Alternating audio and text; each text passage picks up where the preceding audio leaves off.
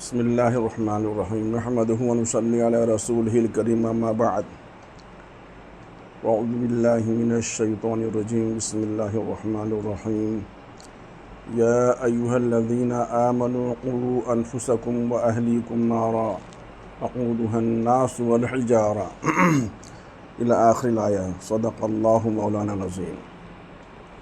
محترم بزرگوں، دوستو، یہاں آپ کے یہاں آنے کا مقصد اللہ کے رسول صلی اللہ علیہ وسلم کی طرز زندگی کے کچھ حصے ایسے لوگوں تک پہنچ جائیں جو لوگ نہیں جانتے۔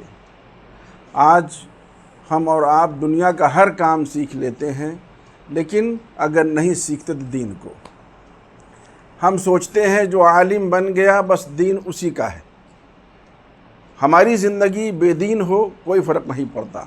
لیکن عالم پر تنقید بہت کرتے ہیں، ہمارے مولوی صاحب بھی کیسا کرتے ہیں؟ کیوں بھائی؟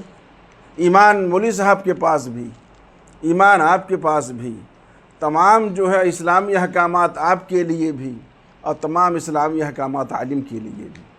عالم کی ذمہ داری یہ ہوتی ہے کہ خود اپنی زندگی میں دین کو لائے اور اللہ کے احکامات کو ان کے بندوں تک اور اللہ کے رسول کے فرامین اور ان احکامات کی تشریحات جو اللہ کے رسول صلی اللہ علیہ وسلم کی زندگی ہے اس کو عوام تک پہنچائیں۔ یہ عالم کی ذمہ داری ہے، لیکن دین پر عمل کرنا صرف یہ عالم کی ذمہ داری نہیں ہے۔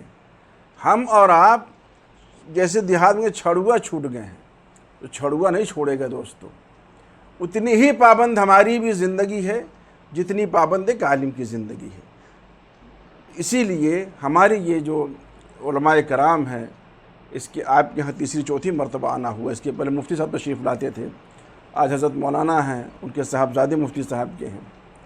مقصد صرف یہی ہے، گاؤں گاؤں جانا، گھر گھر جانا، مقصد صرف ایک ہے کہ وہ ہے اللہ اس کے رسول کی کچھ ایسی باتیں آپ تک پہنچا دی جائیں۔ ہو سکتا ہے ایک بھی اگر بات پر آپ عمل کر لیں گے تو کل قیامت میں آپ کی بھی بخشش اور ہم جیسے لوگوں کی بخشش ہو جائے گی آپ کے پیچھے پیچھے۔ اسی غرض سے یہ جو ہے ہفتہ واری پروگرام ہوتا ہے، گاہے بگاہے کبھی کبھار وہ ناغہ ہو جاتا ہے، بہرحال یہی مقصد ہے۔ لیکن اب اس میں ہم دونوں کا مقصد ہونا چاہیے۔ یہ حضرات ہمارے علماء کرام جو آپ تک آتے ہیں، ان کا مقصد ہے کہ اللہ کے رسول اور اللہ کے احکامات، ان کے فرامین آپ تک پہنچائیں۔ اب ہماری اور آپ کی کیا ذمہ داری ہے؟ ہماری آپ کی ذمہ داری یہ ہے کہ ان کو قبول کریں، جو جانتے تھے اس کی تجدید کریں، جو نہیں جانتے تھے اس کو دماغ میں بٹھا کر کے عمل کی پوری کوشش کریں۔ اور میں جہاں بھی جاتا ہوں کبھی تمہید میں ضرور کہتا ہوں، ہم اور آپ ایسی بیٹھے بیٹھے اپنے دلوں میں ایک نیت کر لیں، انشاءاللہ یہاں بیٹھنے کا فائدہ اور زندگی میں عمل کی تو وہ آ ہی جائے گی۔ کیسے؟ ایک نیت خالی کر لیں۔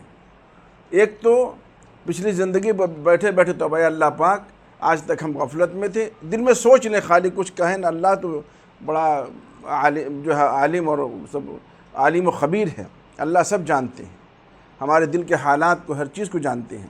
آپ دل میں سوچ لیں اللہ آج تک غفلت میں تھے۔ یہ ہمارے علماء کرام آپ کے فرمودات کو لے کر کے آئے ہیں، آپ کے احکامات کو لے کر کے آئے ہیں، جو سنیں گے ہم اس پر عمل کی نیت کرتے ہیں، ہمارے دل و دماغ کو کھول دیجئے، اتنی بس خالی دعا کر لیجئے، اتنی سی نیت کر لیجئے، ہم عمل کی کوشش کریں گے، اللہ اس میں ہمیں استقامت دے دیجئے، ہمیں جو ہے اس میں ہمارے راستے کو کھول دیجئے، دماغ کو کھول دیجئے، عمل کی توفیق دے دیجئے، اتنا بس خالی آپ اپنے دل میں جو دعا کر لیں، انشاءاللہ آپ جو سنیں گے امید ہے آج نہیں تو کل اللہ آپ کو عمل کی توفیق دے دیں گے۔ اللہ ہدایت کی دعا ایسی ہے، جو آدمی ہدایت کی دعا مانگتا ہے۔ اپنے کل ہی اتفاق سے میں نے ایک کلپ دیکھا، حضرت ان کا مفتی تقی عثمانی صاحب کا حضرت نے فرمایا کہ اور دعائیں اللہ کسی اور شکل میں دے دیتے ہیں، کبھی بلاؤں کو ٹال دیتے ہیں، کبھی اس کو آخرت میں کر دیتے ہیں۔ ہدایت کی ایک ایسی دعا ہے جو اللہ کبھی ٹالتے نہیں، ضرور دیتے ہیں، اگر انسان دل سے چاہنے والا ہو۔ تو ہم لوگ جب دل میں سوچیں گے تو دل سے نہیں چاہ رہے ہیں، یہ دل سے ہی چاہیں گے آپ، تو ہم اپنے دلوں میں یہ بٹھا لیں۔ ہمارے علماء کرام تشریف لائے ہیں، یہ جو احکامات ہم تک پہنچائیں گے ہم لوگ انشاءاللہ عمل کریں گے بھائی. تو دلوں میں سب لوگ اپنی نیتیں درست کر لیں. اور آئی چونکہ وقت کم ہوتا ہے، اب ہم لوگ جو ہے اپنا یہ پروگرام آگے ہمارے علماء کرام دو ماشاءاللہ سے ہمارے پاس ہیں، یہ آپ تک اپنی باتیں پہنچائیں گے. اللہ سے دعا کریں اللہ ہم سب کو عمل کی توفیق عنایت فرمائے.